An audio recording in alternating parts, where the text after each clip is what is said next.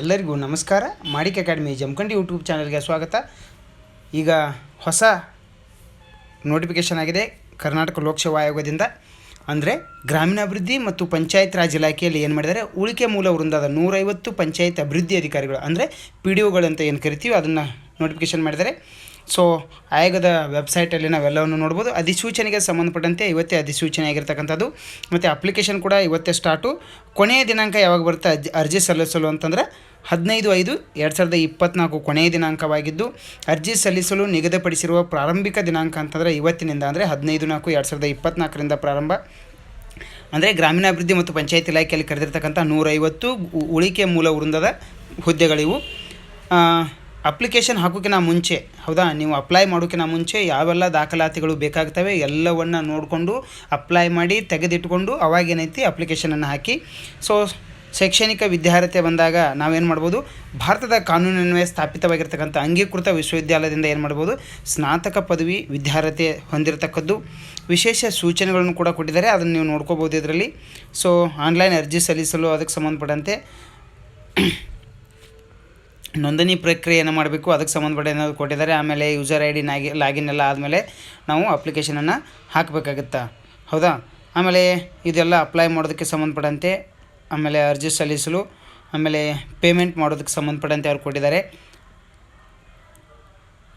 So ಇಲ್ಲಿ ಅಭ್ಯರ್ಥಿಗಳು ಅರ್ಜಿ ಭರ್ತಿ ಮಾಡುವ ಮೊದಲು ಸೂಚನೆಯಲ್ಲಿ ನೀಡಿರ್ತಕ್ಕಂಥ ಅರ್ಜಿ ಭರ್ತಿ ಮಾಡುವ ಕುರಿತು ನಾವು ನೋಡ್ಕೋಬೇಕು. ಆಮೇಲೆ ಸಾಮಾನ್ಯ ಅರ್ಹತೆ ಆಗಲಿ, ಪರಿಶಿಷ್ಟ ಜಾತಿ ಆಗಲಿ, ಪರಿಶಿಷ್ಟ ಪಂಗಡ ಆಗಲಿ, ಪ್ರವರ್ಗ 1, ಪ್ರವರ್ಗ 2A, ಆಮೇಲೆ ಪ್ರವರ್ಗ 2B, ಪ್ರವರ್ಗ 3A. ಸೊ ಅವುಗಳನ್ನು ಇಲ್ಲಿ ಮೆನ್ಷನ್ ಮಾಡಿರ್ತಕ್ಕಂಥದ್ದು ಎಲ್ಲವೂ ಇದೆ. ಎಕ್ಸ್ ಆರ್ಮಿ, ಗ್ರಾಮೀಣ, ಕನ್ನಡ ಮಾಧ್ಯಮ ಅಭ್ಯರ್ಥಿ, ಅಂಗವಿಕಲ ಅಭ್ಯರ್ಥಿ, ಯೋಜನೆ ನಿರಾಶ್ರಿತರು ಅಂದರೆ ಹೌದಾ PDP ಅಂತ ಕರೀತಾರೆ. ಸೊ TG ತೃತೀಯ ಲಿಂಗಿ ಅಂತ ಕರಿತೀವಿ, ಟ್ರಾನ್ಸ್ಜೆಂಡರ್ ಅಂತ ಕರಿತೀವಿ. ಸೊ ಅಪ್ಲಿಕೇಶನ್ ಹಾಕುವವರಿಗೆ ಎಷ್ಟು ಶುಲ್ಕ ಇದೆ ಅಂದರೆ, ಸಾಮಾನ್ಯ ಅಭ್ಯರ್ಥಿಗಳಿಗೆ ಏನಿದೆ ಅಂತಾರೆ 600 ರೂಪಾಯಿ ಇದೆ. ಪ್ರವರ್ಗ 2A, 2B, 3A, 3Bಗೆ ಸೇರಿರ್ತಕ್ಕಂಥ ಅಭ್ಯರ್ಥಿಗಳಿಗೆ 300 ಇದೆ. ಆಮೇಲೆ ಮಾಜಿ ಸೈನಿಕ ಅಭ್ಯರ್ಥಿಗಳಿಗೆ ಏನಿದೆ ಅಂದರೆ 50 ರೂಪಾಯಿ ಇರ್ತಕ್ಕಂಥದ್ದು. SC ST ಮತ್ತು ಪ್ರವರ್ಗ 1 ಅಂಗವಿಕಲ ಅಭ್ಯರ್ಥಿಗಳಿಗೆ ಏನಿದೆ ಅಂತಂದರೆ ಯಾವುದೇ ಶುಲ್ಕ ಇಲ್ಲ, ಅಂದರೆ ಶುಲ್ಕ ಪಾವತಿಯಿಂದ ವಿನಾಯಿತಿ ಇರ್ತಕ್ಕಂಥದ್ದು. ಆಮೇಲೆ ಷರತ್ತುಗಳು ಸಂಬಂಧಪಟ್ಟಿದ್ದಂತೆ ನಾನೇನು ಡಿಸ್ಕಷನ್ ಇಲ್ಲ. ಆಯ್ಕೆ ವಿಧಾನ ಅಂದರೆ ಕನ್ನಡ ಭಾಷಾ ಪರೀಕ್ಷೆ ಇರುತ್ತೆ. ಸೊ ಅದಕ್ಕೆ ಸಂಬಂಧಪಟ್ಟಂತೆ ಇದರಲ್ಲಿ ನಾವು ನೋಡ್ಬೋದು. ಆಮೇಲೆ ಸ್ಪರ್ಧಾತ್ಮಕ ಪರೀಕ್ಷಾ ವಿಧಾನದ ಮೂಲಕ ನೇರವಾಗಿ ಇವರನ್ನು ಆಯ್ಕೆ ಮಾಡ್ತಕ್ಕಂಥದ್ದು. ಗರಿಷ್ಠ 100 ಅಂಕಗಳನ್ನು ಲಿಖಿತ ಪ್ರಶ್ನೆಗಳನ್ನು ಒಳಗೊಂಡಿರ್ತಕ್ಕಂಥ ವಸ್ತುನಿಷ್ಠ ಬಹು ಆಯ್ಕೆ ಅಂದರೆ ಮಲ್ಟಿಪಲ್ ಚಾಯ್ಸ್ ಕ್ವಶನ್ಸ್ ಇರ್ತವೆ.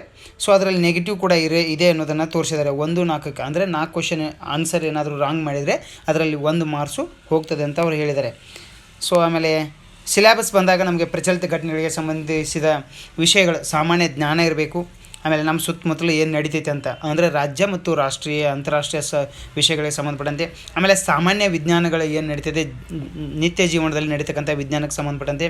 ಆಮೇಲೆ ಭೂಗೋಳಶಾಸ್ತ್ರ ಅಂದರೆ ಕರ್ನಾಟಕ ಮತ್ತು ಭಾರತದ ಭೂಗೋಳಶಾಸ್ತ್ರ. ಆಮೇಲೆ ಸಮಾಜ ವಿಜ್ಞಾನ ವಿಷಯಗಳನ್ನು ನೋಡ್ಕೋಬೇಕು, ಅಂದರೆ ಸೋಷಿಯಲ್ ಸೈನ್ಸ್ ಅಂತ ನಾವು ಕರಿತೀವಲ್ಲ ಅದಕ್ಕೆ ಹಿಸ್ಟ್ರಿ. ಭಾರತೀಯ ಸಮಾಜ ಮತ್ತು ಅದರ ಬೆಳವಣಿಗೆಗಳ ಇತಿಹಾಸದ ವಿಷಯಗಳನ್ನು ನಾವೇನು ಮಾಡ್ಬೋದು ಇದರಲ್ಲಿ ಸೇರಿಸ್ಕೋಬೋದು. ಆಮೇಲೆ ಭಾರತ ಮತ್ತು ಕರ್ನಾಟಕದ ಇತಿಹಾಸ ವಿಶೇಷವಾಗಿ ನಾವು ಇದಕ್ಕೆ ಒತ್ತು ಕೊಡಬೇಕಾಗತ್ತೆ.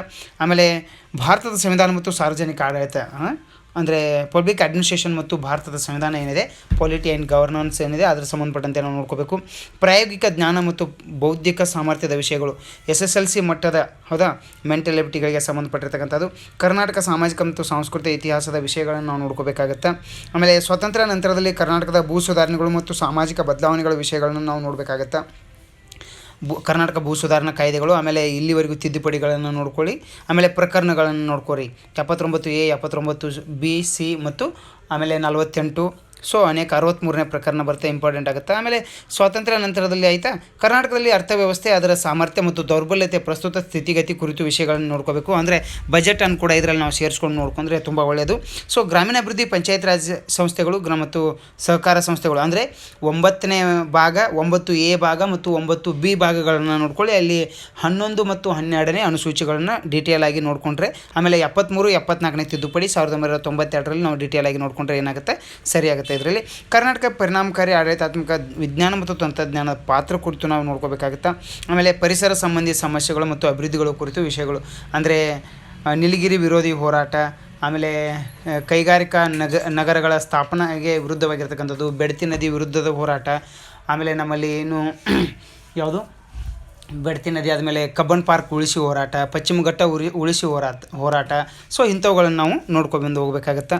ಸೊ ಬೌದ್ಧಿಕ ಸಾಮರ್ಥ್ಯದ ವಿಷಯಗಳನ್ನು ನಾವು ನೋಡಿಕೊಂಡ್ರೆ ಇಲ್ಲಿ ಕೊಟ್ಟಿದ್ದಾನೆ. ಅಥವಾ 1ನೇ ಪೇಪರಲ್ಲಿ ಏನಿರುತ್ತೆ, ಪೇಪರ್ 2ರಲ್ಲಿ ಏನಿರುತ್ತೆ ಅಂದರೆ ಸಾಮಾನ್ಯ ಕನ್ನಡ 35 ಅಂಕಗಳು, ಸಾಮಾನ್ಯ ಇಂಗ್ಲೀಷ್ 35 ಅಂಕಗಳು, ಆಮೇಲೆ ಕಂಪ್ಯೂಟರ್ ಜ್ಞಾನ ಆಧಾರಿತಕ್ಕಂಥದ್ದು 30 ಪ್ರಶ್ನೆಗಳನ್ನು ಇವರು ಕೇಳ್ತಕ್ಕಂಥದ್ದು.